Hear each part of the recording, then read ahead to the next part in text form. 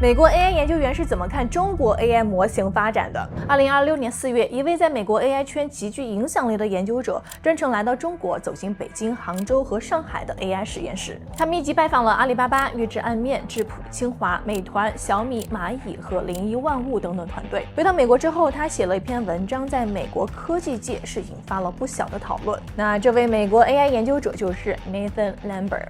他的观察也非常有意思。Who has the best China open source model? If you put a gun to my head, I would say as of today. The biggest disadvantage that the Chinese labs still face today? Yeah, it's compute. Meta or OpenAI have more GPUs than all of these Chinese companies combined. So how good are domestic accelerators such as Huawei chips? All of those companies are like, if you can give me Huawei chips, we will maybe get more customers. Anthropic CEO Daryl Amodei. He's a little too aggressive in the near term about risks posed by open weight models. How many months do you think US SOTA models are ahead of the Chinese models? And for that gap, is it going to become narrower or wider? 在美国 AI 界 ，Nathan 是一个很难绕开的名字。他参与组建了 Hugging Face 的 RLHF 研究团队，后来担任艾伦人工智能研究院 AI2 的大模型后训练负责人，参与打造了 OMO 和 Tulu 等开源模型。同时 ，Nathan 也是 Lex Fridman 播客里的熟面孔。2025年 DeepSeek 引爆全球讨论之后 ，Lex 邀请了 Nathan 和 SemiAnalysis 的创始人 Dylan Patel 进行了一场超过5个小时的深度对谈。2026年 ，Nathan 再次登上 Lex 的节目，用4个多小时盘点全球 AI 的最新进展。Lex 称他是 AI 社区中广受尊敬的研究者、工程师和技术传播者之一，也对全球开源模型有着紧密的追踪。一个长期站在美国开源模型最前线的人，真正走进中国 AI 实验室之后，看到了什么？中国和美国的大模型研究分别在发生什么样的变化？这一期硅谷101视频播客，我们飞到了西雅图，与 Nathan Lambert 聊了聊他的中国行，一路上的所见所闻，他眼中的中美 AI 发展异同，以及全球大模型竞赛的下一站。同时呢，不要忘记关注硅谷101，不要错过 AI 最前沿的一线内容哦。那以下就是我跟 Nathan 的专访，用全英文进行。Hello Nathan, welcome to Valley 101. Hey, thanks for having me. You just came back from a trip to China, during which you actually visited many of China's leading AI labs. Tell us more about that trip. People always ask me now that I've been back, it's like, what are your big takeaways? And I feel like AI is fairly well known and who is building models and things, so there's not that many things that are super shocking. You're like, oh, I have this hot take. The trip for me as somebody who covers these models, it's to get to know the people who are doing it and get to pick up on the nuance of why are they doing this. I think I'm personally just learning a lot about China this year, and there's a lot of people in the US that'll just say why they might be doing this, and just to get the first person accounting of we're here, we're doing this for these reasons is very nice. I expect to keep covering open models in the future and trying these models. Is an interesting ecosystem that's set up that there's a lot of interest in the US and companies that are building around real open model intelligence stack, which is serving value for all sorts of people. And then a lot of the models are getting built in China. And these historic tech communities have not intermingled a lot in how they work. So there's traditional policies at places like Meta and Google where if you travel to China, your laptop automatically bricks itself. And there's been a wall where people can't easily work together, but they're becoming integrated. And I'm just very interested in it. I think it's surprising in some ways that these models are so competitive, but then when you learn more about all the talent there and things, it's it becomes somewhat normalized. And I personally, a lot of the reason that I'm motivated by AI is that I would think that in the next couple of years, it's a lot of risks, particularly just social risks and how people are informed, and then also geopolitically, it's obviously a topic of interest. So just building bridges across people and humanizing the people that are actually doing this, because they don't make a lot of the decisions that are listed as political or extreme in any way. And just building these connections is really useful, because it is one community that is kind of moving forward towards these various goals, whether you call it AGI or whatever you want to say the goal is. So I'm just very happy to meet the humans behind this. Yeah, great. And how many days did you go, and which cities? Yeah, so I think it was about 6 or 7 nights, and it was primarily in Beijing and Hangzhou. So it was 3 or 4 nights in Beijing, which we were staying right near the Olympic Center. So I go for a jog in this, the Bird's Nest Stadium and all these things. It's just where you find a hotel. But then most of the companies are by Tsinghua University, and there's this whole cluster of AI startups there, which is really interesting. It feels a lot like the Bay Area, where you're oh, I can just walk between all the leading AI companies of the region. Yeah. And like, you don't have to do anything. It's like a very Bay Area feeling. And then we also went to Hangzhou for a few nights, which is where Alibaba is, and I think DeepSeek is. We didn't go to the DeepSeek office. We talked to some people, and we did visit Alibaba. And it's just great. It's my first time in China, and nice to see them. So which labs or companies did you visit this time? Yeah, I'll try to list many of them. We visited also a bunch of robotics companies, which I didn't focus on as much as writing. But for language models, we visited, well, I went to 2 different Alibaba offices. I got off the plane in Beijing and immediately went to meet some Quen people in their Beijing office. So there's Alibaba, Kimi, which is Moonshot as well, ZAI, and then Florian, who writes interconnects with me. We went to Meituan, which has their language modeling effort. And then we also visited Tsinghua University, and we visited the Xiaomi campus in Beijing. And then when we went to Hangzhou, we visited the Alibaba campus there, the Antling team, and also ModelScope, which is also affiliated with Alibaba. And then this was a group trip, a part of mostly organized around this like SAIL, which is a bunch of Substackers that write about AI, which is like my friends making a vehicle to do interesting things in AI, media, and events. So it was mostly organized around this, and then the rest of the group in Shanghai talked to, I think, definitely Minimax and maybe StepFun as well. So there's really a lot of the names. I think there's obvious missions, like DeepSeek is the most secretive one, and ByteDance is also like, you visit them and they're like, all the companies talk about DeepSeek as their like kind of mysterious leader, and then ByteDance is like, oh, the one closed AI lab that has a ton of resources that everybody's like worried about. The Dubao chatbot is the dominant thing. And you pick up on these things pretty quickly when you're there because everybody talks about it. So in your Substack article, you said you returned with humility. What does it mean?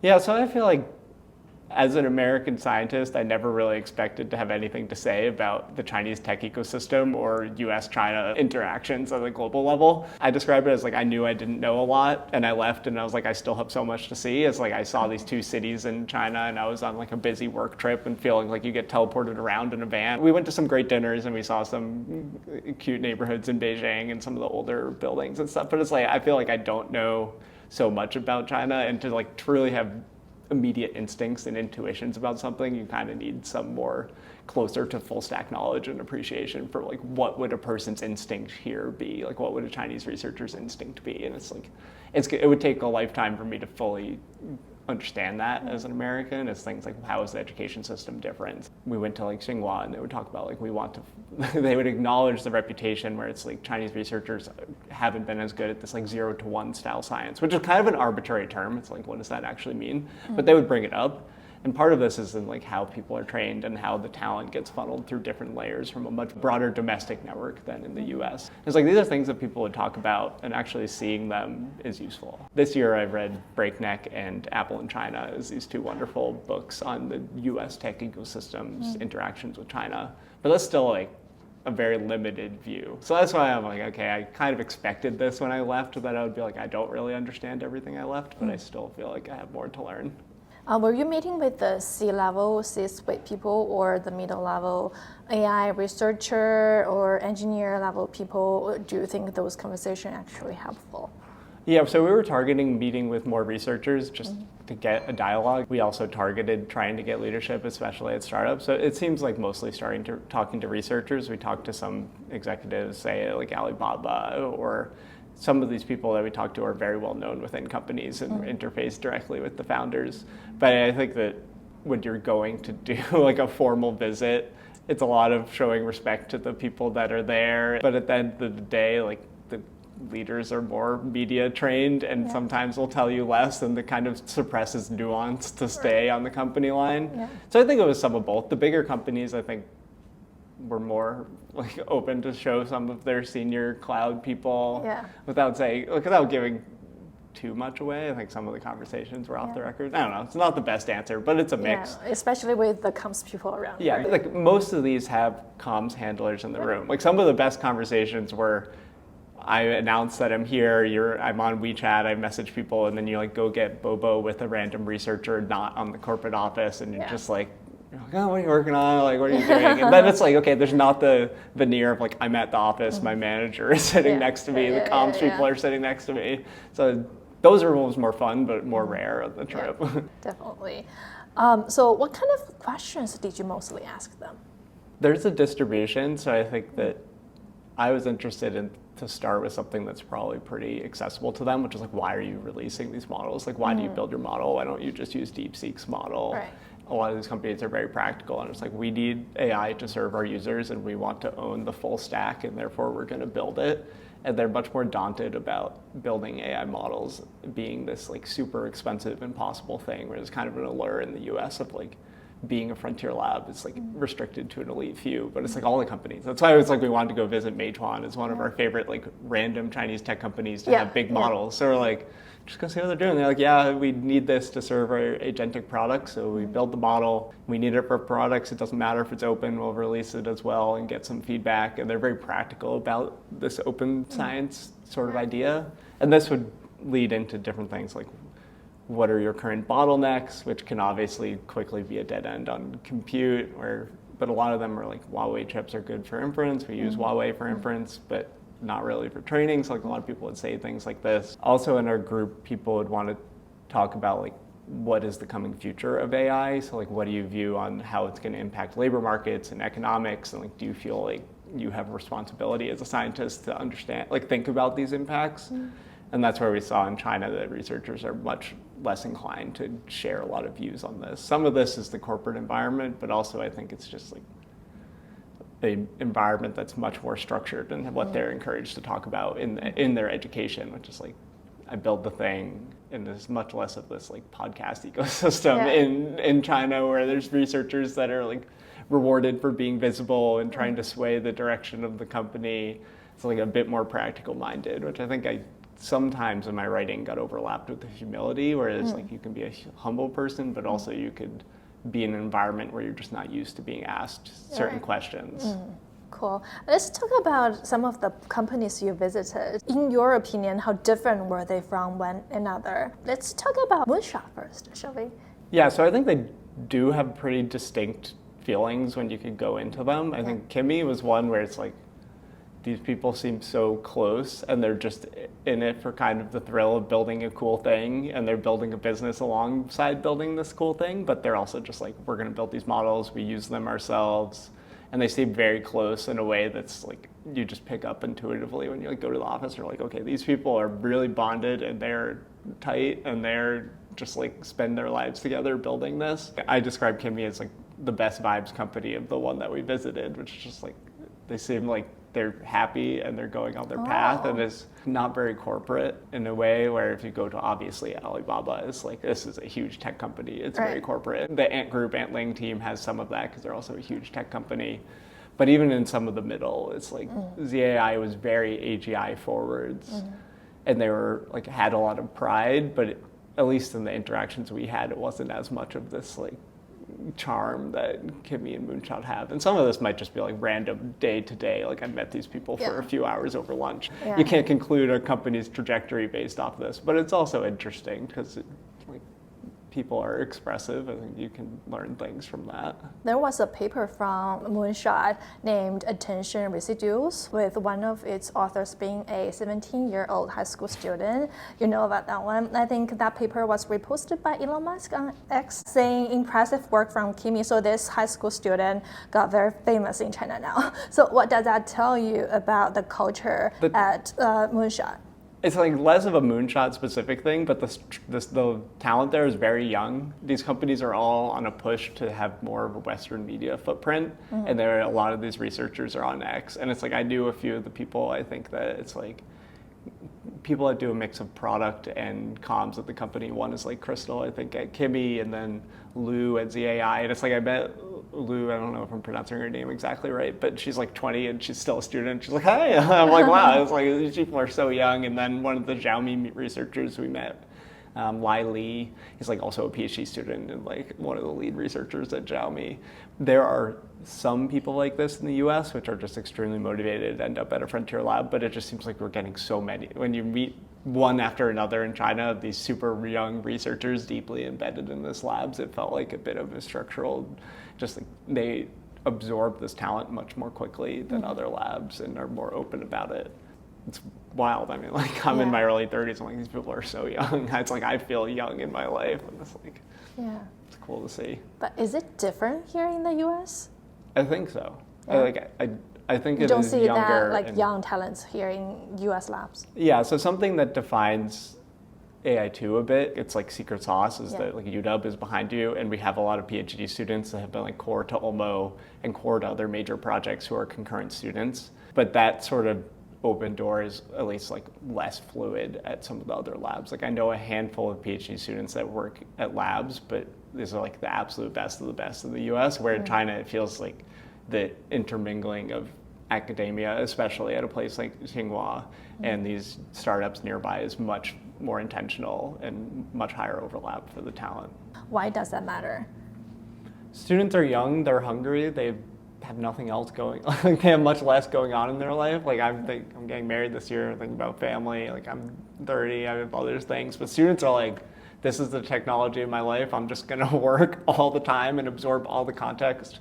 And when you build a language model, like I work in post-training, you need to know what the pre-training team is doing. You need to know the multiple stages of your recipe. And then you need to figure out like what is the bottleneck and go address it. So there's just a really big fixed context of technical knowledge that you need. And I think it's just like, if it's the biggest thing in your life and you don't have a lot of distractions, it's just easier to put all of this into your brain. One of the researchers told us like, oh yes, new students don't have priors for what used to work in deep learning. They're not looking at a different architecture or anything. They're just like, I want to know what the current state of the art is and make it better. And it's kind of like a simple approach that they can do. Some of the researchers in China told us this. They're like, yeah, that's what we're doing. I see. Let's talk about Zhipu. How was the trip there? It was fun. I think so part of the thing that I learned is that Chinese companies have like a showroom culture where when you have visitors, you like show the history of your company. Yeah. And Zhipu's showroom is all like every panel has some different like AGI feature. So it's like AGI loading, or it's like their thing is that we're like 42% of the way here, which is from the Hitchhiker's Guide to the Galaxy reference. And you just like immediately notice it. You're like, whoa.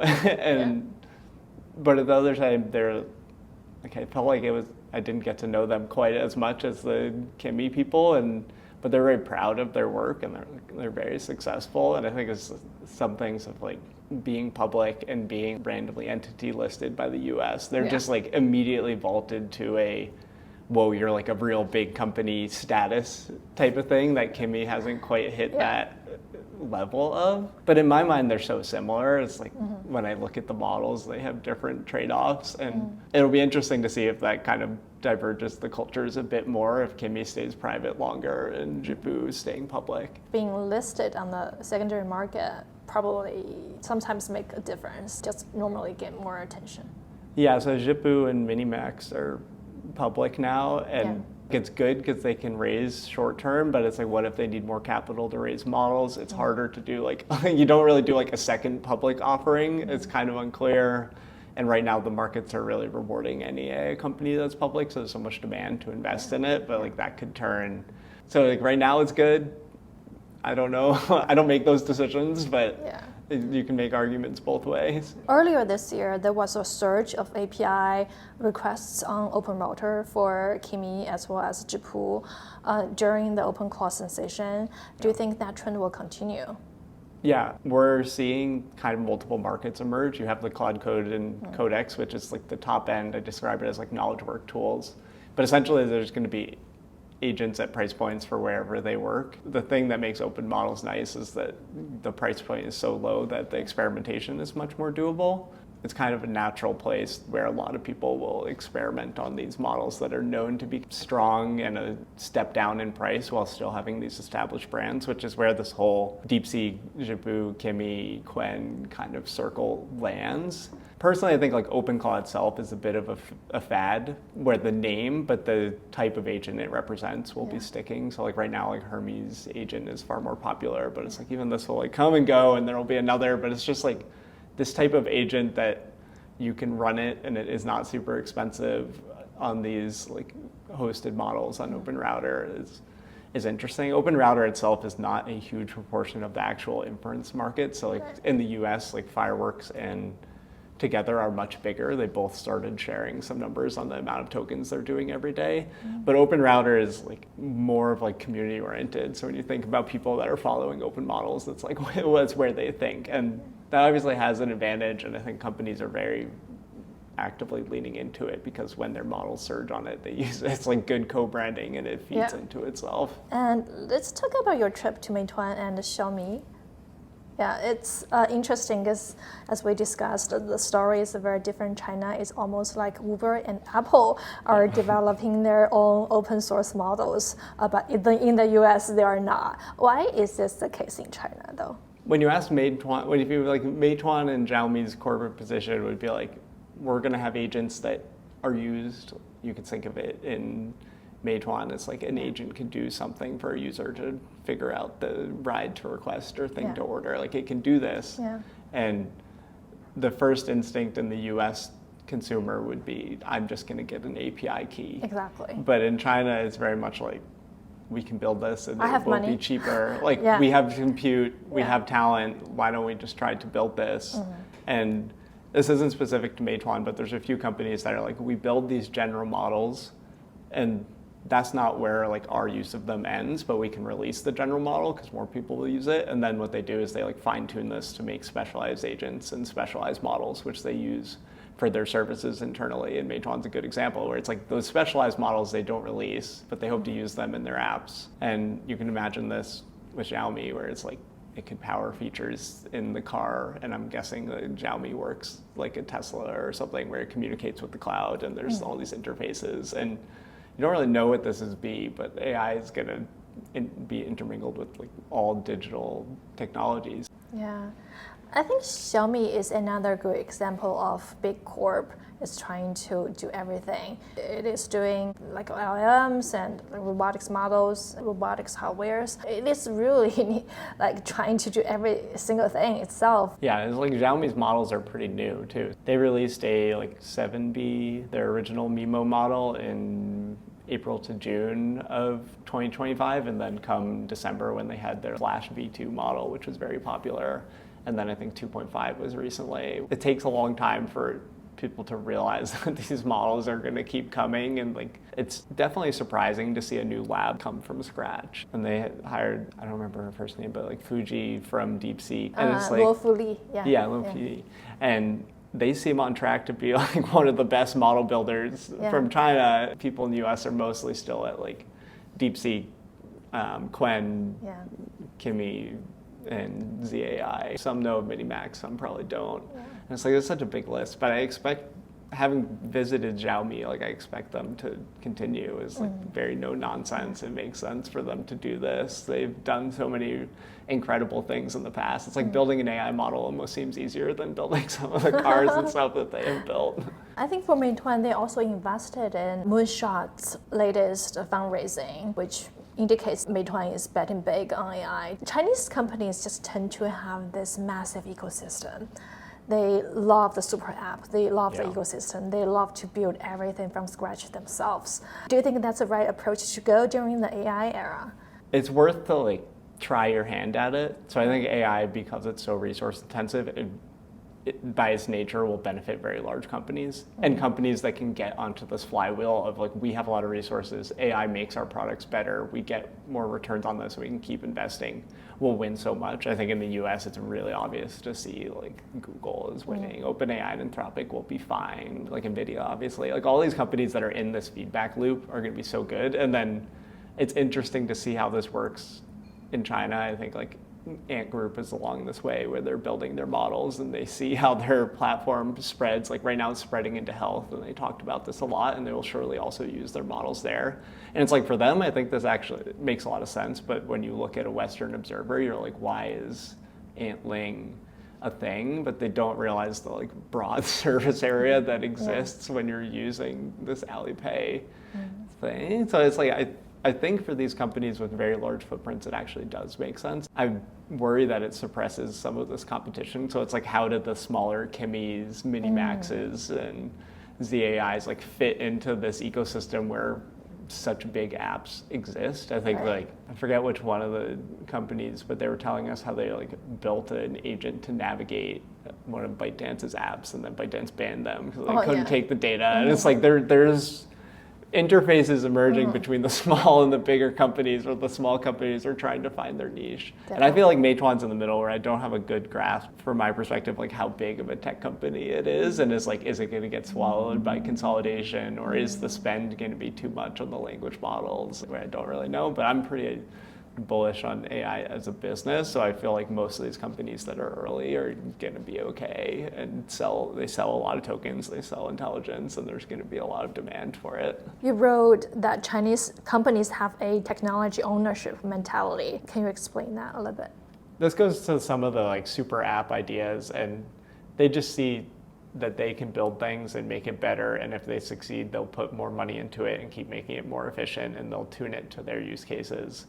And this is like how the many domestic industries in China have grown over time to be some of the largest in the world. This is how it's kind of like they want to build rather than buy, if at all possible, so that they can kind of own the long-term trajectory. It's like I think it's like Dan Wong of Breakneck said that like China's capitalism is more intense in the US, because it's like they're thinking of even longer term of what gives them the best margins and the ability to provide products and beat competitors. And like you don't beat somebody if you're relying on their service, and if you're hyper competitive, you have to do it all the best and do it all yourself. So that's why I think of it as like this ownership mentality of where it's not currently an impossible line item. I would say that they're probably spending 500 million to billions a year to make these models, which is a substantial amount of money, but not impossible for these labs. It seems likely that the market will consolidate eventually if progress on capabilities keeps going up. It's like capabilities is like log of investment, where it's like you have diminishing returns, but if you invest more, it gets smarter. But it's an interesting time where it's like, I remember I interviewed Richard from Antling, and he was like, yeah, it took us 6 months to set up this team to build these large models. So that's because there's all this talent in tech already, and they just like move the teams to do this. We're in the phase of like, I don't know how long they will keep doing it. But for now, it's like kind of a fun thing. Let's talk about like some other of the companies you visited. So, and Quinn and Alibaba, it's a big corp. It's different from Moonshot and other smaller labs, right? Yeah, so I think Quinn has won the hearts and minds of open source AI by releasing these small models consistently with incredible performance at all these sizes. They kind of were doing this before Llama 4 and before Llama faded, but they like really hit their stride right around the same time as Llama 4 happened and Meta paused. And they know this, so we asked them. It's like they think about things that developers will use. They want to keep building models that developers use and thrive on. But it's like when you look at Quinn, they haven't released their biggest models for a while. So it's like Quinn Plus and Quinn Max have been closed source. And this is very much like the cloud side of Alibaba talking, where just like the US, like you see Google Cloud's crazy expenditures and crazy earnings. It's like Alibaba is the default in China for that to happen, and they know this. So like they're not going to release a model. Like they might tell us they might not release it because no one will use it, but also it's like I'm going to be like, look, you can make a lot of money on this, and I think there's a lot of money to be made in AI.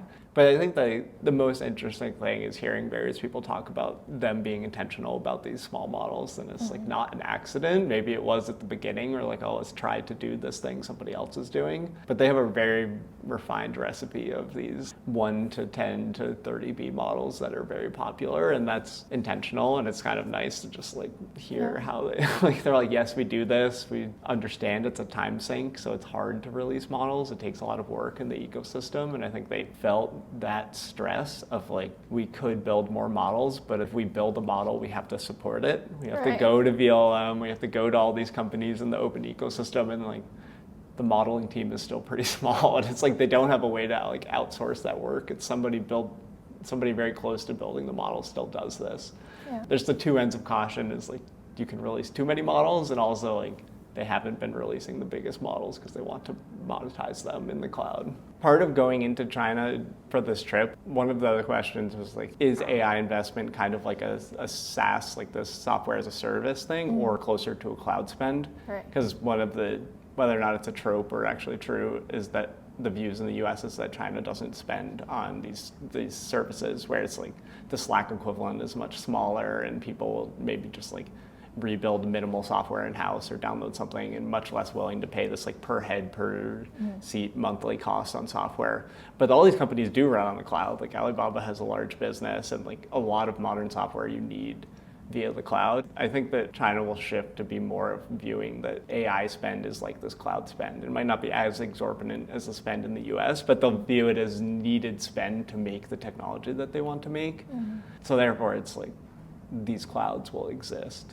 It's so interesting because when you arrive at the Shanghai airport or you take the high-speed train to Hangzhou, you will see the Alibaba Cloud, like a commercial banner, like I walked into everywhere, Beijing, right? and the first thing I saw was like Alibaba Cloud something. I'm like, okay, here I am. I think one difference between Alibaba Cloud and AWS is that actually Bedrock carry every single big model and their own model and smaller models at the same time. But for China Cloud, they only carry their own models. That's a big difference. And I think that this neo-cloud market in the US, where there's just like a lot more people reselling other people's models as tokens or reselling compute, is like a huge part of the US market. You could name so many companies. It's like CoreWeave, Nebius, Together, Fireworks, Lambda. Like there's going to be way more. We talked about Open Router. And like, I don't know any of the equivalents of those in China. I don't think they So that's those companies are largely looked at as being supported by NVIDIA in a lot of ways. Like NVIDIA likes to prioritize the diversity of the ecosystem because it's better for them to not have most of their revenue be from OpenAI, like those few companies. And it seems like that dynamic is not the same. Yeah, that one is interesting because you're missing this layer in China. They don't have the infrastructure or the optimization layer. Because you look at the likes of what a trend we're seeing now is like Cursor took the Kimi model and they post-trained it within the Fireworks like RL sandbox training environment and serve it with Fireworks.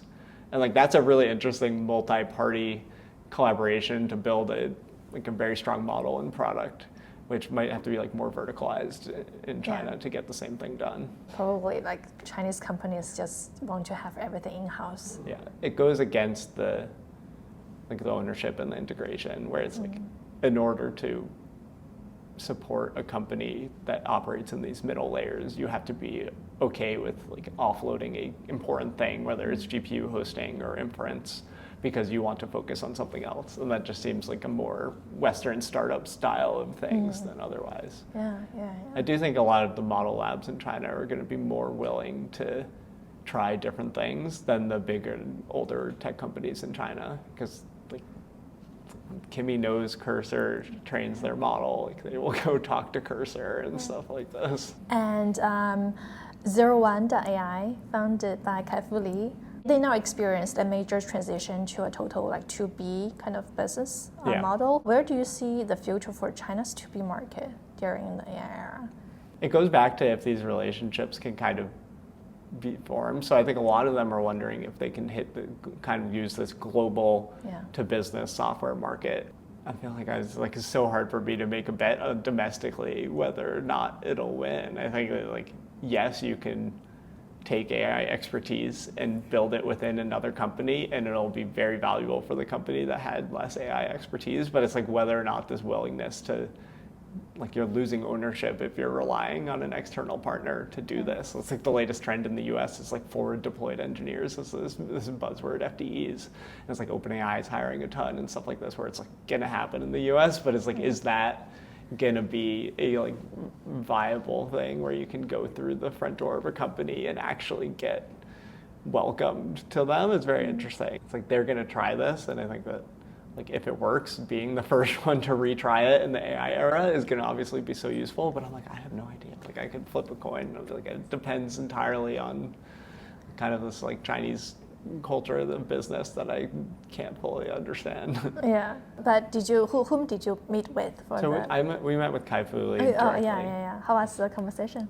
It was good. It's like such a legend to meet him, and it's so cool to be able to see people like that. And he's like, it's focused. Like he could do, he's done so much in his life. He could do whatever he wants or not work. And it's like to see him like trying to solve a problem and figure out how to reimagine his business is like a very AI type thing where it's like it's just drawn all these people back to like try to think about what the next phase of building businesses is going to look like. Why Kai-Fu's lab failed to become the leading lab in China? I don't really know. You should ask him. Yeah. That's a tough question. Yeah. I think there's a lot of opportunity for doing things with AI, and building models is a different type of culture.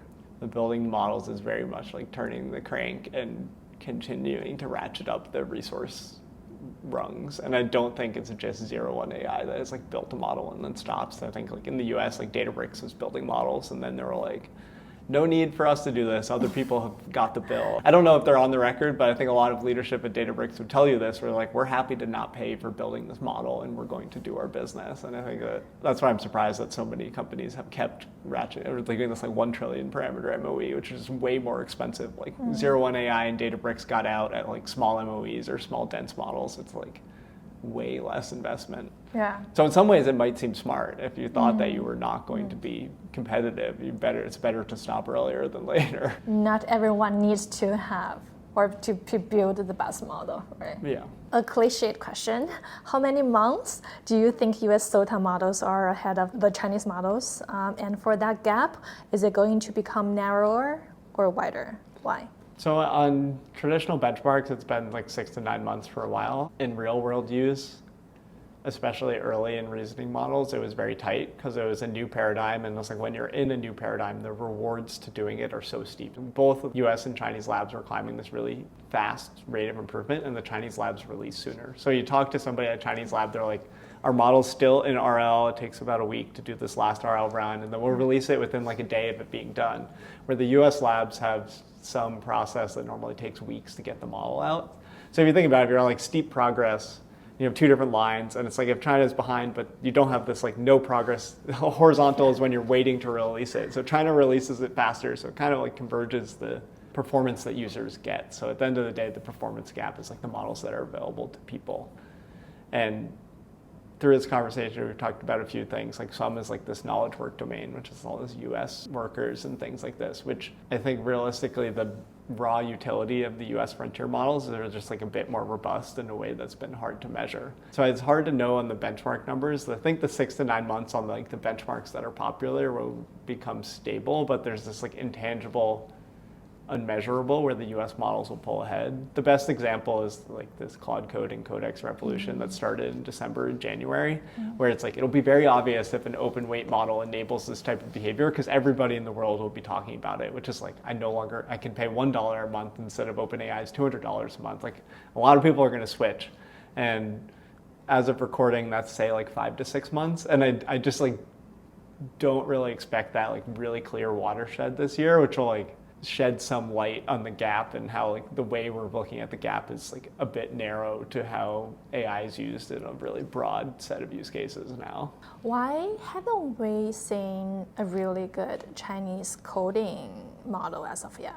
I think a lot of what's popular with Claude Code and Codex is that they're just very easy to use. And I think the Chinese labs will keep solving coding, so like the actual code quality of the models will be incredibly high, and that's based on like public data and things like GitHub and stuff like this, and you create puzzles the model learns to solve there. But it's in this like ease of use thing that the US labs have had a really big lead, and there's a difference in how they operate where the US labs get consumer data. So like Cursor trains their model on people using Cursor, and ChatGPT and Codex and Claude Code are the same. While all these open weight labs, they release a model and they have their CLIs that are a bit less popular, but a lot of the usage of the model just doesn't go back to the developer.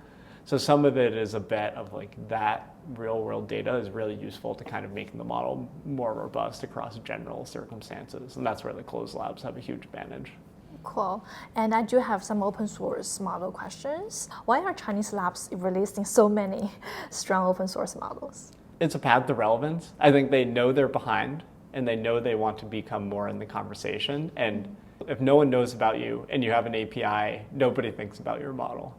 But in a world where AI models are so valuable and pretty rare, when you release them openly, there's a lot of people that are like, oh, I wish I had my own AI model, that are going to take a look and try it. So all the labs are really practical. It's like, this is our way to be in the story of like what is happening at the frontier of AI, and they will keep doing this. And I expect this to be stable because I expect this like fast follow gap to continue. And this is why it's like a very practical mindset. It's like there's not much added risk to us doing it. It helps us accomplish our goals. It's the only way to get some customers. So like we've got to do it. If Meta fails to become the best open model, does it mean the US actually is losing open model leadership to China? In the last year, the US has ceded the open model leadership to China, I think especially in the summer of 2025 when a bunch of these new Chinese labs were starting to get really prominent. That's when GLM 4.5 and Kimi K2 came out as their breakthrough models. And like from that point on, like the US no longer had open model leadership, and that's been the case, I think, since summer of 2025. Anyone claiming otherwise is a little bit diluted on where the models are coming from that actually matter. Does US still have the chance to catch up? They do because they have NVIDIA, and NVIDIA's financial interest is to not have AI be owned by any one company. And the best way to do this is to release open models for the world. So the only hope is NVIDIA? Realistically, potentially, like in open models, like I think there's the likes of Meta and Microsoft where they have products, whether user or enterprise, that are supported by AI, so they could release open weight models. It wouldn't really hurt their businesses, but they chose not to in recent years. Maybe it's a distraction, maybe it's like a marketing and security risk or something, but so long as that stays, I think NVIDIA is best positioned to change this. As of recording, like a couple days ago or yesterday, and Jensen announced their Nematron 3 Ultra model. The way I think about this is like that's the completion of the first arc to NVIDIA starting to try open models again, where they had these Nematron 3, Nano, Super, and Ultra, which is their like a mixture of expert models, and Ultra is the biggest one, which they will then use to make synthetic data and all sorts of smaller models and distillation in-house. So now that they have their first big model established, they have a lot more flexibility in building other sizes of models and continuing to improve it. And this is where it'll be more interesting to see their open model efforts. It's like once somebody gets to this big MOE, can they keep kind of scaling it from there? Where NVIDIA had a lot of models in the past that were good, but kind of fell out of the usage or coverage cycle a bit more quickly. How about some smaller players like Reflection AI, or maybe you guys? Yeah, so I think there will be many more people building models in the open, and the open ecosystem can support like a diversity of models. So these smaller, medium-sized models are very useful because they're so cheap, and if you can get them to do one task repeatedly, you're going to save so much money over using Claude or Codex. And why there's kind of a fixation in open models of chasing the frontier, which is these big MOE models, which is the Nematron Ultra, Kimi K2, and whatever. So I think that's kind of something where over time that fixation on the largest model will fade. So like Reflection wants to build a big model, but it's like people competing with Qwen that will win the hearts and minds, which is this small model that every single researcher in the world is building off of. Like the extent that AI research right now is done on Qwen is incredible. It was Llama for a long time, but it's like everybody, like all the researchers know how Qwen works at that scale. They're used to using it. And that's like a really remarkable achievement for them. I think it's like not talked about enough. And I think over time that distribution from small to big will have more levels of interest. And I think like for Reflection, it might be better to like pick a niche that's less served. And like AI2 builds small OMO models, which are great for research. And it's like, I don't think AI2 should chase the frontier and try to build a 1 trillion parameter model. I think philanthropically is not possible, but also it's just like good to do something strategically different than there's time to fill different niches before people realize they can't financially keep up with the frontier. Who has the best China open source models? It goes back and forth. I think that I personally want to spend more time playing with the various models. I would say that the best models are like Kimi and ZAI. So like Kimi K2.6 and GLM 5.1 are probably the ones that I hear most as like actually making a difference at the frontier of usage. But it ebbs so fast. Like I think all of 2025 DeepSeek was the like unanimous king with the best models, particularly like their V3 and R1 lines. And I wouldn't be surprised if Xiaomi was to take a crown. In China, Qwen's biggest models have been closed. That has held back some of their adoption and mindshare at the biggest sizes. But I don't know. If you put a gun to my head, I would say Kimi and ZAI as of today are the best open models in the world. But the competition is intense, right? Yeah, that changes very fine margins. You mentioned that a lot of Chinese researchers in your article. Tell us about your impression on them. How are they different from the US AI labs? There's so much talent in China, whereas you go to a lab and it's mostly like Chinese researchers grew up in China. They're often younger. We went to a lot of places near Tsinghua, and there's other great universities. So it's like you go to the labs. For one, it's way more uniform in who is there. It's like a lot of Chinese researchers, like here at AI2 or anywhere, I'm like, I feel like I work with all sorts of people. And as somebody who is like not a immigrant or parents were an immigrant in the US, I'm like, I feel a little bit unusual. It's like I work with people from all over the world, whether it's Europe, Middle East, China, other places in Asia. And that's in the US labs, that's also the case. There's a lot of Chinese researchers in the US. Right. But that's like the population level is like, that's definitely a different feeling there. And then I think there's some of these things we talked about earlier where a lot of the like top US researchers are like talking about where AI will be going, this kind of philosophical or artistic design of models. And I think it's an example that the organizer of the trip, Catherine Rintoul, pointed out is that like the likes of Amanda Askell that are talking about like model character and really crafting the tone of the models. It's like that whole conversation didn't really come up in China. It's like there's some pockets there where the topics they talk about or like how far they're willing to project where AI is going is pretty different. Otherwise, it's so similar. I think the things that are more interesting China specific is like the newest generation of researchers in China seem like even better at speaking English. Like so many of these really young people speak incredible English and they all follow the Western AI ecosystem on Twitter and read blogs and they're all writing these papers where the opposite is not true, where it's like the US ecosystem, a lot of people just have they don't think about what's happening in China. They don't, it's hard to get reliable information, or what I feel like is, of what's happening in the Chinese tech ecosystem, even if somebody's like really interested in it and wants to know how these companies navigate. So there's these very different information flows that will feed into how people think. But also it's like a fairly American character trait to be like very proud of the stuff around you and like slightly boastful. It's like a very American thing, and it's like the Silicon Valley kind of like rewards people for doing this, and it's like a bit tunnel vision in a way, where the Silicon Valley is obviously developing its own narrow culture and discussion around AI with the like permanent underclass nonsense, and now it's the recursive self-improvement and the singularity. There's sprinkles of this when you visit the Chinese labs, but way less. They like got part of it from the US, and they're like, oh, that's a little weird, but we'll be entertained by it. But when you go to SF, it's like, that's really what people talk about. And it's like senior PhD students are like, oh, I need to make my money now. I need to join a lab. There's this very intense culture in SF around the timeliness of AI and how their career is changing that didn't feel the same in China, where they're like, we're going to do this.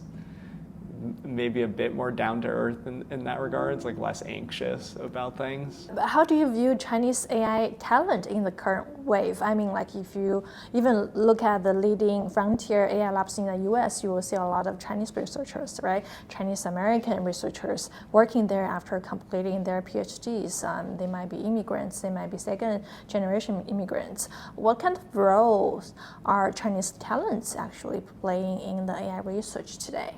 They're in every company playing crucial roles. I think the U.S. current political stances to limit high skill immigration is bad for the country. I work with a lot of Chinese or international people, and I think that I want them to be able to live in the country where I like to live, and I would I disagree with the policy that is going on.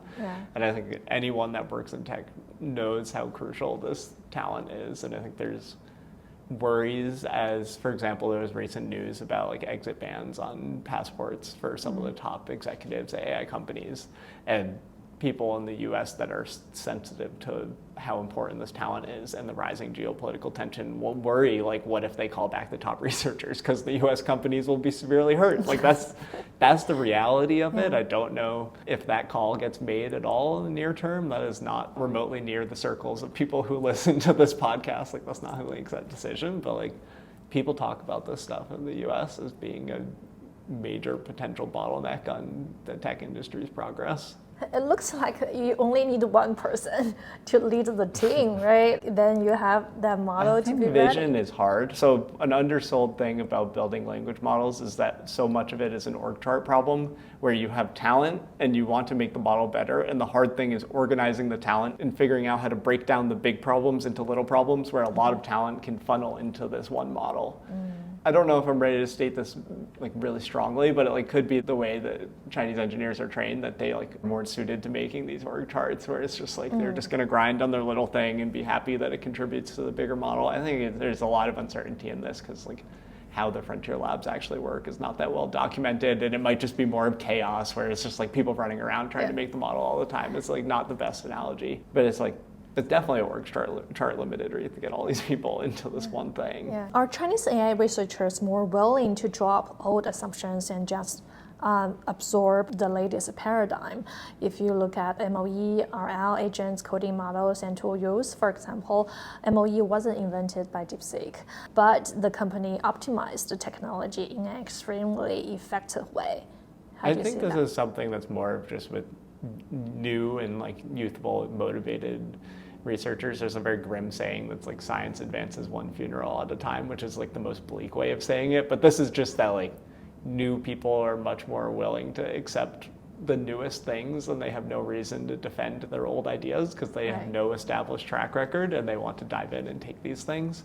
And to the extent that China is potentially younger, and both through engineering talent and leadership, those people just have less priors, and therefore it might be true. It's something that if you're trained in science, it's the younger you are, that's where a lot of the new ideas and change comes from. For Chinese culture, does it mean it is harder to cultivate someone who is truly visionary? For example, Elias Sutskever, that level of leading expert. That's the impression that I have, and the impression is built on understanding that the culture is built on standardized testing from such a young age, and some of these tests rewarding memorization. Students know that if they make this test, they get to go to the best school at the next rung, and they always are this super competitive, thinking about this kind of gate in their progress. And correct me if my understanding of the Chinese system is wrong, but that's my understanding, where the US ecosystem has less of these gates where it's your fate is decided as better or worse, and it's more of a continuum where a lot of the best people go to the best schools, and the second best schools are also very good, and they blend through each other. And yes, there's credentialism, but maybe a bit less extreme. So I think it's very possible that that is the case. And some of the leadership would, off the record, talk about this, of this rewards memorization. And it's very hard to rework an education system, despite if you want to. Yeah. Some tech leaders you talked to off the record said that was the case, and I was okay, I have no reason to not believe you. We describe Chinese labs as almost perfectly set up to be fast followers. Can you explain that? What makes them execute so fast? Yeah, this is what I was talking about, the various things on the young talent and the culture of just being very technically driven and focused on their task, and potentially they're just gonna lock in on this thing, and they have abundant talent where it's you can just have people working across the whole stack and funnel it into a model. And we've seen this many times. It's once you know that something is possible, it's a bit easier to do this. And we've seen Chinese tech economies come for other things. It's you go into Xiaomi's technology, you go into it, it feels like an Apple store. It's very likely they're inspired by the iPad and the iPhone and their designs, and they're good at it. They've done this not just in AI, and I'm I expect them to do it in AI again. And the debate is whether or not them doing this fundamentals to keep redoing it is enough for them to people to wonder is is China going to leapfrog the US AI labs? And I think that in an equal resource world, they might be able to, where they're just they have more talent that's willing to work more hours over a 5 to 10 year time frame. But I think human talent is only one of the resources that it takes to build these models, and just capital through mostly compute and data is actually the biggest lever. And it seems they're disproportionately fewer resources than the US hyperscale companies. So it's I think talent will only take them so far, but the technology diffuses where the best models make it easier to make more efficient models. So it just kind of is this going to keep propelling through there. Can a fast follower become the frontier leader? They can. I think AI is weird because of the resource requirement. I think China's path to leadership is by it taking a long time to get to the final destination, and that's time where Huawei builds out its capacity, and then its net capacity becomes bigger. It's a common scenario you'll hear in people talking about balance of power in chips. So I think that most people think that it would be a long haul for that to happen, but don't rule it out. As we talk about the leading AI scientists, culture difference, here in the US, right? But I think back to China, maybe Xiaomi is an exception with Luofu Li being quite active on social media as well as podcasts. There was also Lin Junyang from Quinn. He was the tech lead of Quinn. He left the company earlier this year. Especially for Lin Junyang, I think there was apparent conflict between what's called the individualism and collectivism, which prioritizes the company's interests per se. Do you see more of that kind of conflict coming out from the China labs? Going into this Western ecosystem, I think some of the researchers will find that they are very well suited to this. So I call him Justin, the American name, and it's like he was so good at this. And I kind of see it as something we've also seen in America, where it's like people in tech companies that can get a lot of influence externally as well can push against leadership, and the big tech companies are like, we don't need to listen to you, so then they part ways. Like we've seen it like Quinn, right? like we've seen it in the US. I think a prominent example was around like some of the AI ethics researchers at Google, where it's like Timnit sent an ultimatum to Google leadership and they said no, and it's like there's walls that you can hit within big tech companies that are hard to hit, and I think that some of these Chinese researchers will probably get fed into this ecosystem, and we might see some of it again. But for startups, the startups like Kimi or ZAI would love to have a person that is bringing noise and bringing attention. You just figure it all out later. Very much depends on the company size, but I think it would be good if more of the Chinese researchers get into this, because it's good to have more views and like this whole part of the world if they can be seen in the US, so more people understand how they think and how they approach models. It would be good for the kind of global equilibrium. Yeah, that's great. We're trying to do that. We're trying to invite more Chinese researchers coming to our show. Yeah. So subscribe our channel. And when you talk to the Chinese researchers, right, what was the mode inside the Chinese AI labs? Did you see more confidence, anxiety, curiosity, or something more practical? I think there's definitely an anxiety of not being able to keep up in compute. So I think it's like all the Chinese labs want more NVIDIA compute to train the latest models, and the researchers are the people who feel this most. It's like they're the people that are hitting the resource constraints. But otherwise, there's less social anxiety. I think in the US, there's a big upswell of social anxiety, whether it's people I work with here that are seriously concerned about their job being replaced. And I'm like, you're one of the best AI researchers I know. But like even people like this will be like, I'm really, really concerned about this. And this is in the broader discourse where American CEOs are going around talking about how people are going to lose their jobs, which is not a good messaging decision. But that's like very deeply embedded in how people think about AI now in the data center discussion. It doesn't seem like any of these cultural shelling points has landed in China. Some of the developers are like, we ask them, what is AGI? And they're like, when they take my job. And they're not like, it's not like a cloud hanging over them. They're like, I want to build this thing and figure it out later. Why is that? There's some hesitancy around developers, or like this is changing a lot. They all use Claude, which is supposedly banned in China. They all use it to do their work, and they told us very forthcomingly, like, we love Claude. Like, Claude's the best model. So there's definitely some hesitancy growing around like software jobs are changing, but it's much less of a collective like social opinion on AI is bad and disruptive. Like that doesn't feel like it's established in China at all. I think that some of them discussed how they've been living through so many technological changes in rapid succession as the company makes so much progress technologically and economically, where they're like, this is like the next one, where they've had so many with these like the Chinese mega apps, like they have electric cars now, like they're just kind of like, oh, this is just how it is. Where in the US, it's like these changes have come with more cadence in between them, and then like the latest one, and there's kind of like more inertia that it's gonna have to move aside. Were people talking about alignment at all, a safety issue at all within Chinese labs?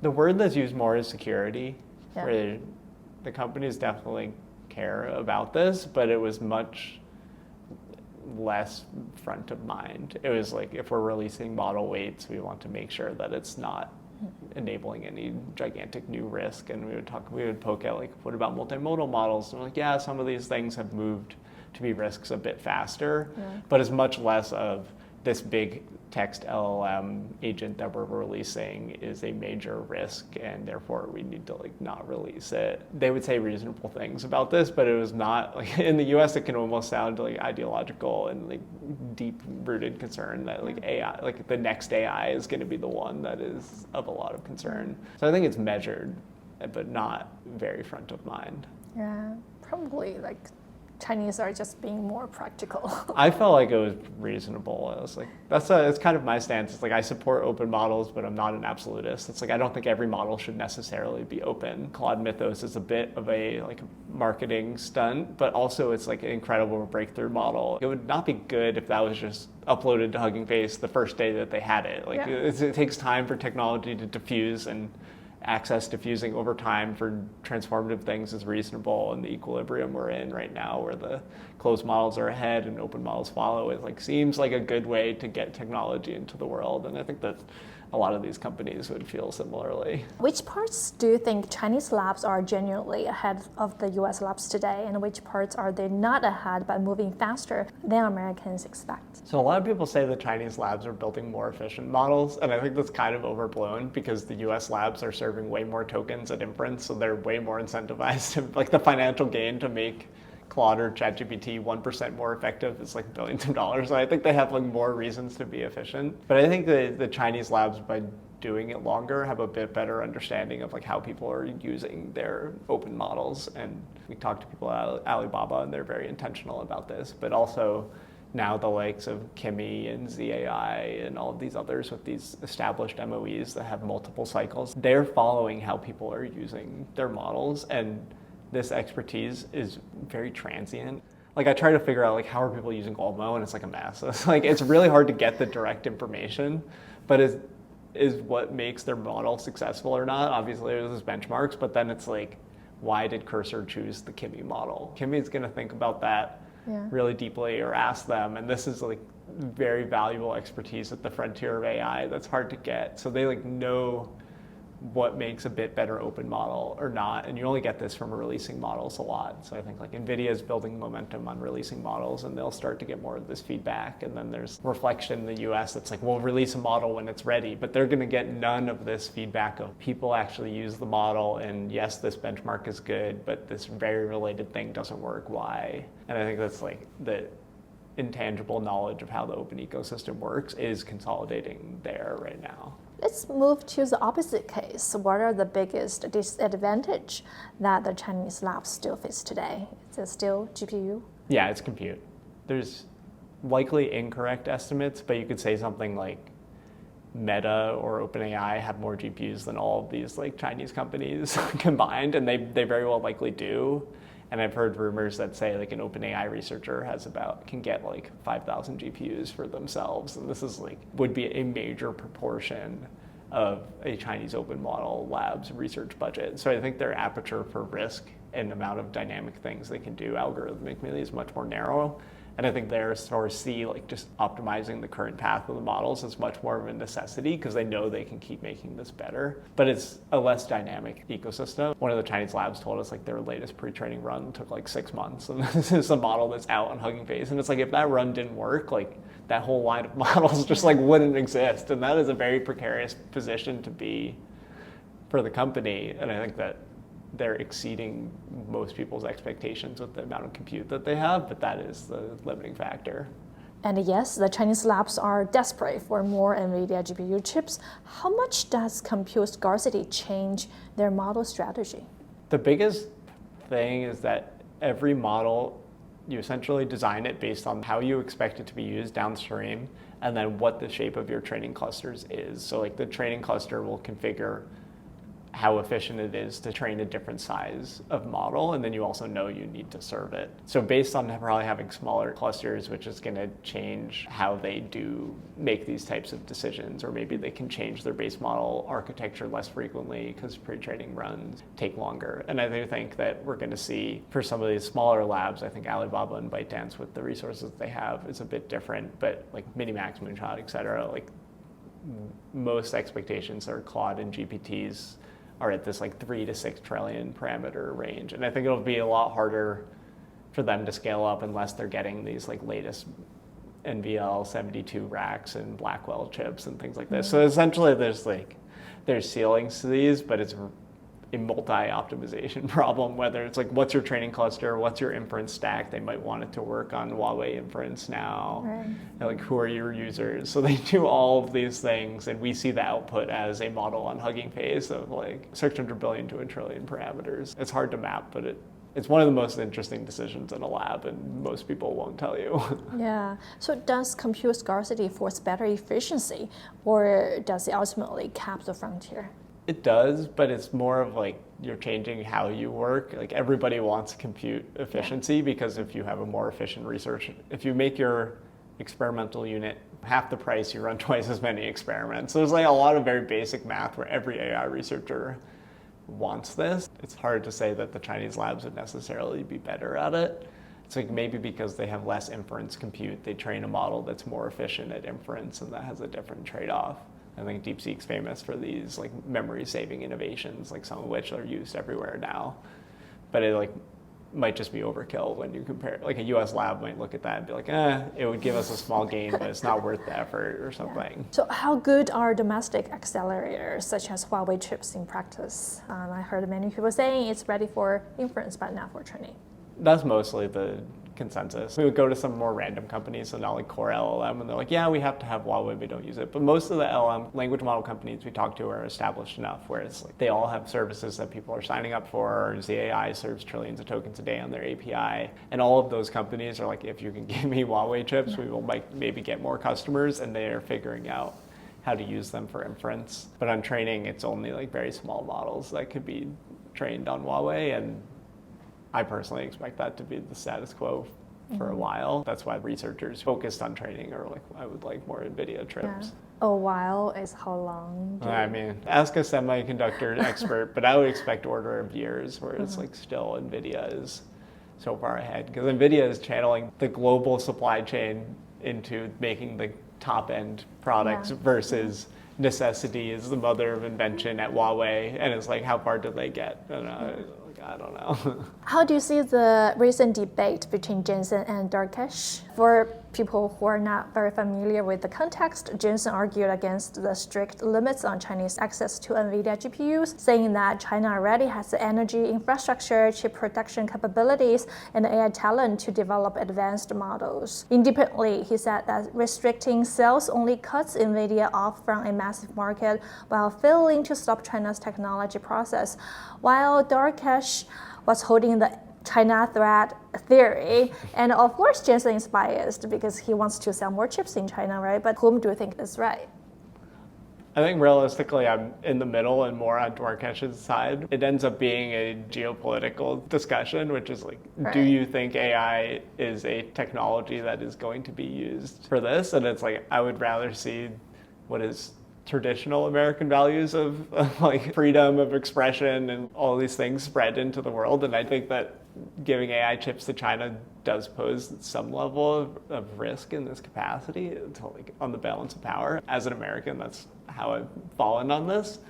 It's hard to know like to what extent. So when you listen to people within NVIDIA, they essentially are saying there's no more power to build in the US, therefore no one in the US would buy these chips, so we want to sell them to China. But at the same time, you have US companies asking for more allocation and US policymakers talking to constituents who are like, the US companies would have bought more. So I kind of talk to both parties, which is these US labs that are like, I want more chips to sell my companies, and I talk to policy researchers at NVIDIA where they're like, the US can't support more volume.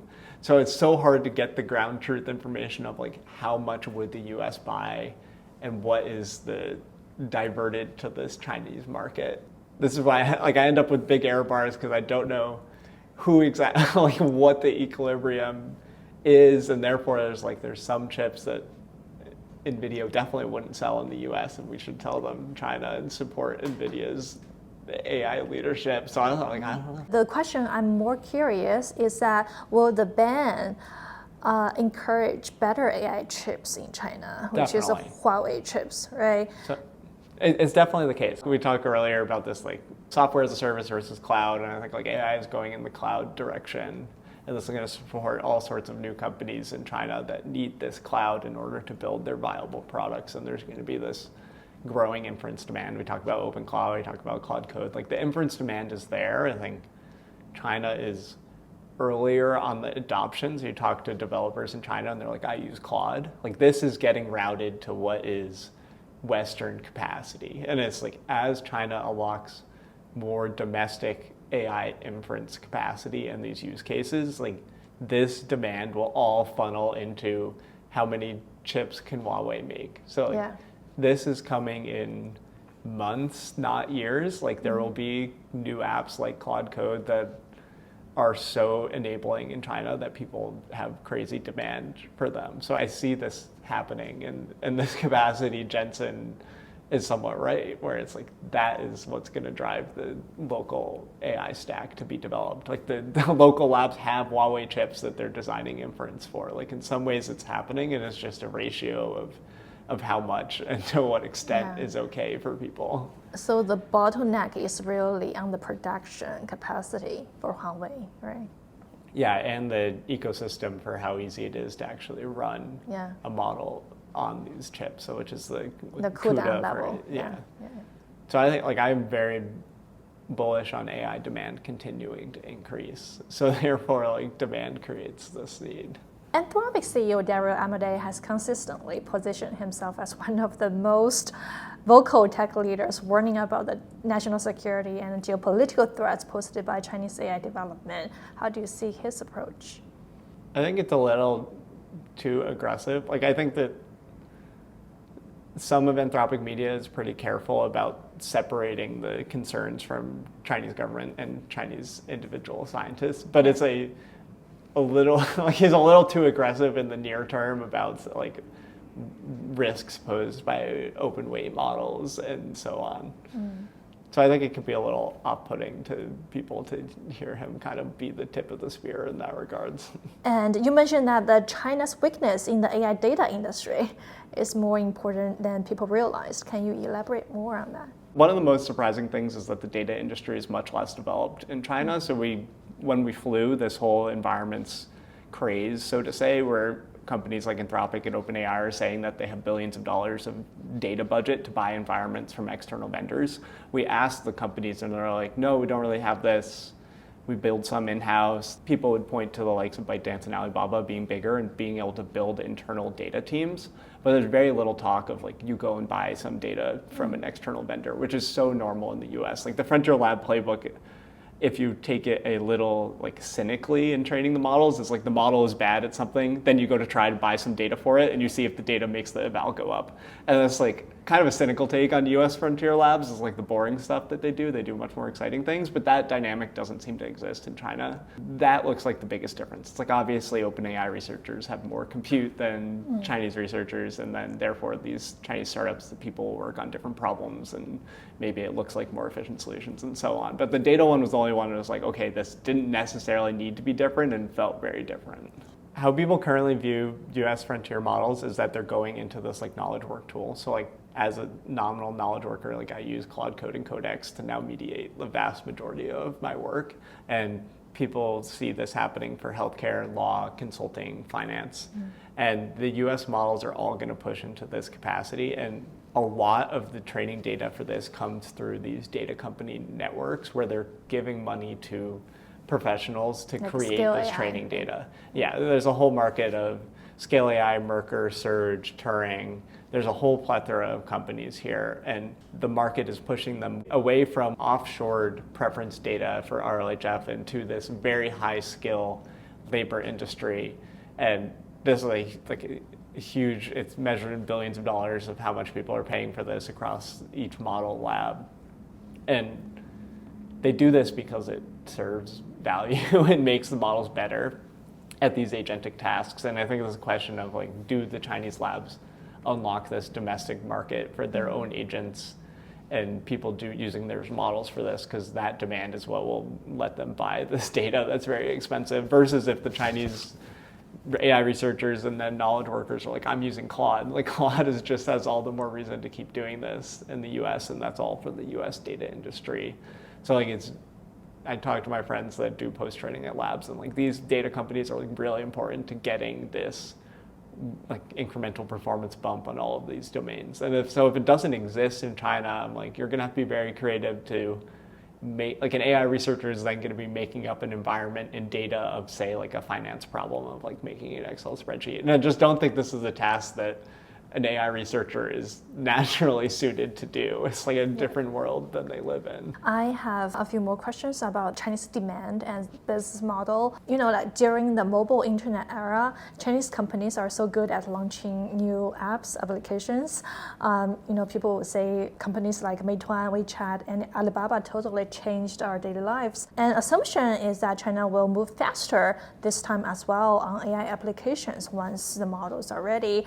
Do you see that coming? I think both in the US and China, there's going to be incredible dynamism in the applications. I think some arguments are even like the US consumer is more used to adding new apps and then like going through the like getting very used to it and paying for it than in China, where they have these mega apps. And it's a question of like, can the mega apps support the same amount of diversity of new use cases? Where in the US you have things like Sora, which is the number one app and millions of people try it and then it's a flop. Like, and it's its own sandbox. It can be a more defined experience.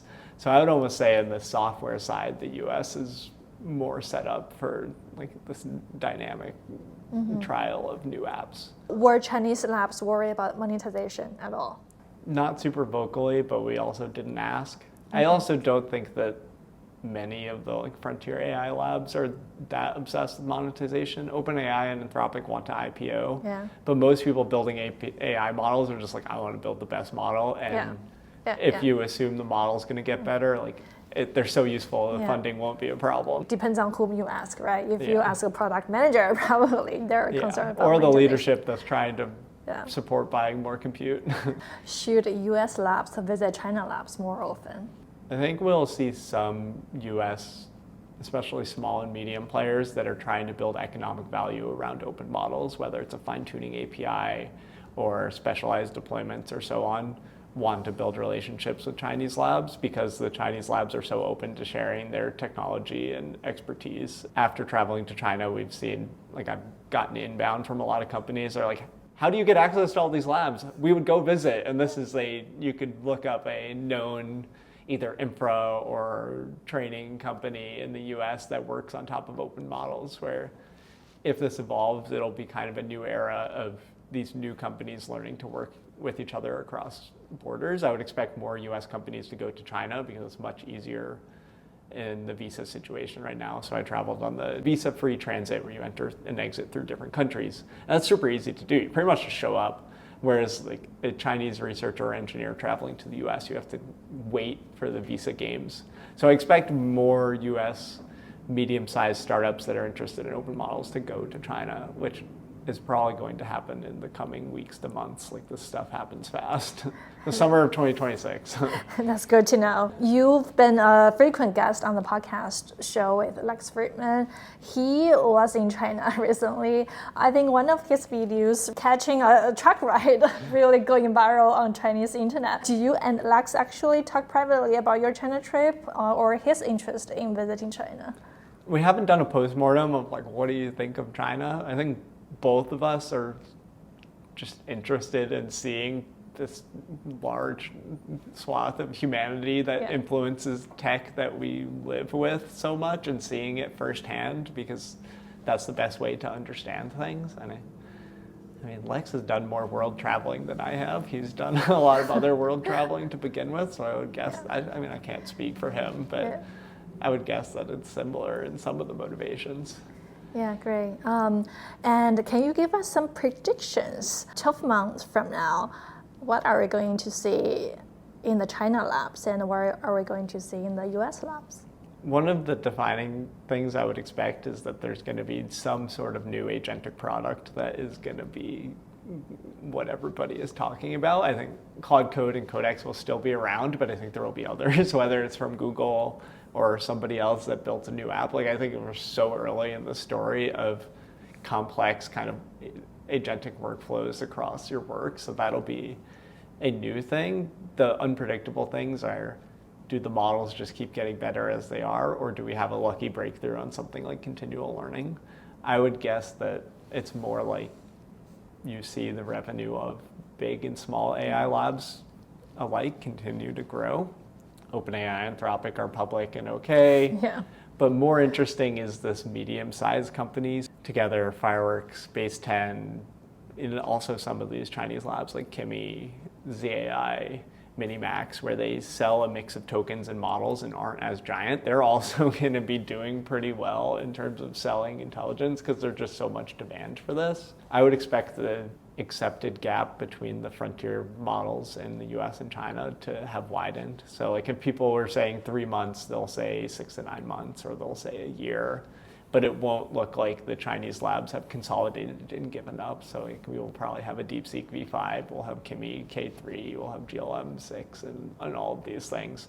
So like 12 months is still such a short timeline where we're seeing such a rapid rise in demand, where it's like the markets are still probably going to be going crazy. Like we haven't fully processed this demand cycle, so it'll still probably feel like a continuation of that. Where if you ask me like 3 to 5 years, I'd be like, one of the major Chinese labs might have gone under due to finance, like I don't know, like Minimax or Zhipu goes under for some financing thing, and there's more corrections in the US market and stuff. I think once you get to that 3 to 5 to 10 year timeline. Cool. After this trip, are you more optimistic or more worried about the global AI race? I think I'm pretty neutral. I think most of my worries on AI are like very centered on like US opinion being sour on AI and how that could hurt progress. I think the global AI race is really what I would expected geopolitically. In this biggest picture, it's like the US is ahead and the Chinese wants to catch up, and there's this nuance in terms of how much chips are being sold and what that what that pin ends up doing to the ecosystem. I think it's mostly just a benefit to be able to bring more humanity to this and like do what I can to make it less of a very extreme circumstance for people on both sides. So people building and using the technology that have very little say on what the highest level decisions are. It's like I could do a small part to make that more understood for both sides.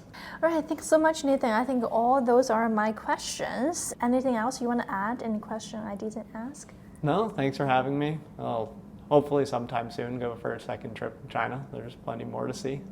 Yeah, we'll love to have the second interview after your next trip. Thank you. All right, thank you so much.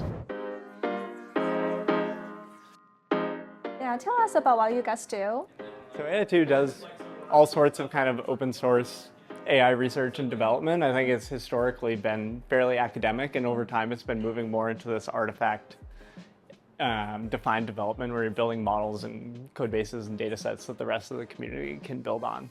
So I think Olmo and these open language models has been the most popular one, but there's also like Molmo, the multimodal, Olmo Earth, and other things. And then AI2 has historically been very well known for its integration with AI literature. So I think the application there has been Semantic Scholar, which is kind of seen as an alternative to Google Scholar for searching the academic literature.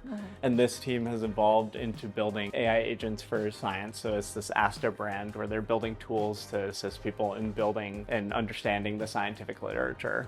So I think at its core, AI2's deepest culture is so scientific and like has this community value of building a lot of just like net good for the scientific community, which is really great. And that comes through in these papers that are very detail oriented and caring. And I think there's just like so many different ways, which way do we want to go? Yeah. There's so many different ways that this comes through. And it's one of the best things about working at AI2 is you get so focused on trying to build things that various researchers use when you travel as an academic, and you're like, all these people are building on Olmo and know of AI2, and it's just kind of like a lasting thing that is great. And there's interns or student researchers, and they go out into the academic community and all these other research institutions to kind of spread this scientific value, which is a great service that AI2 does. Yeah. How many people do you have right now? Probably about 200 people. Oh, wow, I that's think. a lot. So most of them are researchers, right?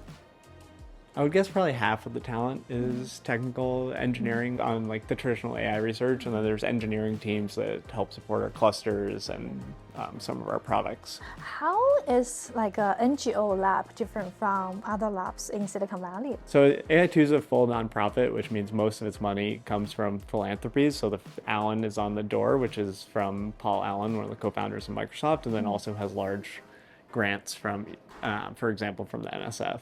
So it's all nonprofit funding and doesn't really sell any products. It just gives everything it makes away for free for people to learn from. Wow. So you guys have more research freedom, I guess. Yeah. So I think that on the spectrum of closed lab to academia in terms of resources, it sits in the middle in terms of freedom, which is like we have more resources and we feel pressure to build models that are actually good. So it like does suppress the freedom a little bit, but much less than a frontier lab that is like racing towards AGI. But if you go to a true academic institution, you'll see that they have a diversity and kind of intellectual spark that you like won't get at a company just based on the needs of paying the bills. How is Seattle vibe different from the Silicon Valley vibe? It's so much calmer. Like Yeah. there's not events all the time with various people meeting up. I personally wish that more people in Seattle, like there's major tech talent hubs at Amazon, Microsoft, and all the tech companies would have more of this, but it's what it is. You can't fight it. In some ways, I think it's a better place to like settle down and have a family because it's like a bit more spread out and it's a bit less intense and how bright everything is in terms of talking about AI. Like I don't have AI in every conversation, where in the Bay Area AI feels like it's the only conversation right now, which I understand why. Like I'm bought in as well. But you visited the Bay Area a lot. I go regularly. I say I go like 3 to 8 times a year. Okay. I went to UC Berkeley, so I lived in the Bay Area for like 7 or 8 years. And then you have to go back to stay in touch with what's actually happening. In the Bay Area, you don't have the view like this, a very beautiful lake. What's the name of it? Lake Union. Definitely my dreaming office for sure. Yeah. Yeah. So when you visit China, how do you think the office there, the AI lab office there? They Probably feel don't- like they don't feel have the like lake like they don't this. have this view, but they're Yeah. also tech company offices where it's like they're pretty similar in that regards. Or like I go in them and it feels like I'm in a tech company, and I've been into a lot of tech offices in my life. And it's like okay, the showroom culture is different. Oh yeah, sure. But It's that's really like unique in China. that is a for sure. very unique China Yeah. thing that a lot of people just I think have to visit for their first time, and then they're like, oh, okay, this is the thing. Cool, cool. Thank you so much, Nathan, for having us. Yeah, thanks for coming. 好，那以上呢就是我与 Nathan 的对话了，以及 AI2 的 Office Tour。感谢大家的收看，你们的留言、转发还有点赞是支持我们硅谷101做好深度科技和商业内容的最佳动力。我是陈倩，那我们就下期视频再见啦，拜。